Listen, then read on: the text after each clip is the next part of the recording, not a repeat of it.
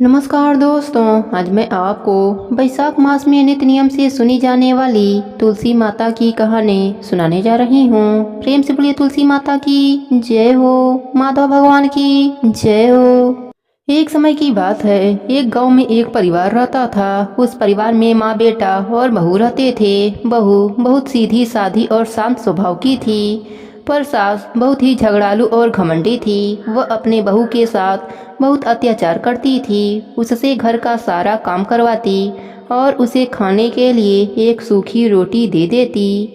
उसके पति को यह सब नहीं पता था। वह सुबह होते ही खेत में चला जाता था और बहू सुबह होते ही काम में लग जाती थी। एक दिन एक पड़ोसन बहू से मिली। बातों ही बातों में बैसाख मास का महात्म्य बहू को बताया। सारी बात सुनकर बहू ने अपने मन में भी बैसाख मास में एक नित्य नियम करने का निर्णय ले लिया।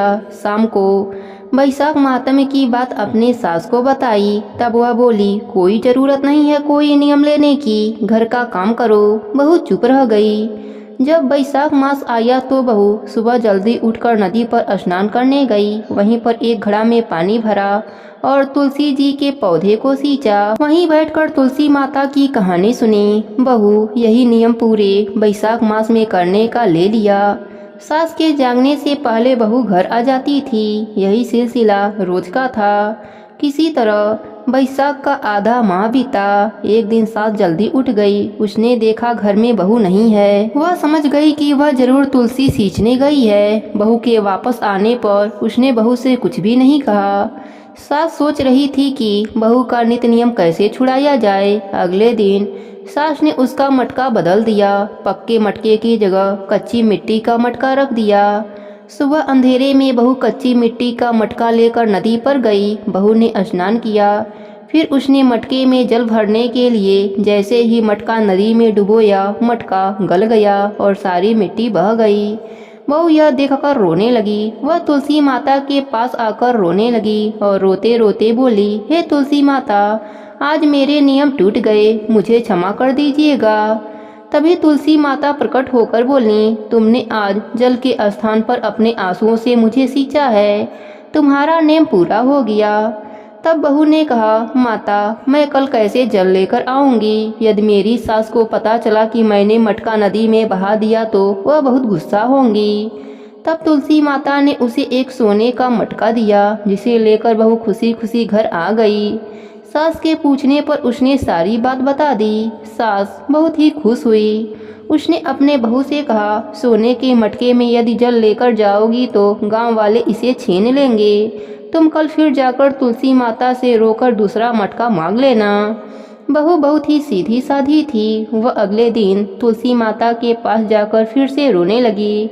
तुलसी माता के पूछने पर उसने सारी बातें बताई। तब तुलसी माता ने उसे एक चांदी का मटका दिया।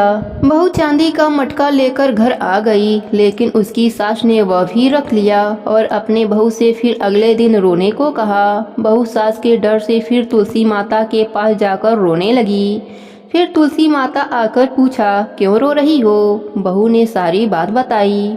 तुलसी माता ने कहा, तेरी सास की लालच कभी भी खत्म नहीं होगी, तू आज मिट्टी का मटका ले जा। यह कहकर तुलसी माता उसे मिट्टी का मटका दे दिया। बहू जब घर आई तो उसकी सास बहुत गुस्सा हुई। उसने कहा, तेरे तुलसी के पास बस इतना ही धन है, जिसके पास कुछ नहीं है उसे जल से सींचने से क्या लाभ। लेकिन बहू ने सास की बात नहीं मानी और पूरे महीने सास के चुप के नदी पर स्नान करती और तुलसी माता को सींचती रही। बैसाख मास समाप्त होने पर एक दिन छुपाए हुए दोनों घड़ों को सास ने देखा तो वह कच्चे मिट्टी के बन गए थे। यह देखकर सास बहू को बुरा भला कहने लगी। तभी तुलसी माता वहां प्रकट हुई। उन्होंने कहा, तुमने लालच और घमंड में बहुत पाप किए हैं, इसलिए तुम्हारे छूने से यह मटके मिट्टी के बन गए। जैसा बोओगी वही फल काटोगी। सास की आंखें खुल गई। वह बहू से और तुलसी माता से माफी मांगने लगी। तुलसी माता ने क्षमा कर दिया और खुश रहने का आशीर्वाद दिया और अंतर ध्यान हो गईं। तुलसी माता की कृपा से वह तीनों घड़े सोने के हो गए। अब सास बहू मिलकर हर साल बैसाख स्नान करते और तुलसी माता को सींचते।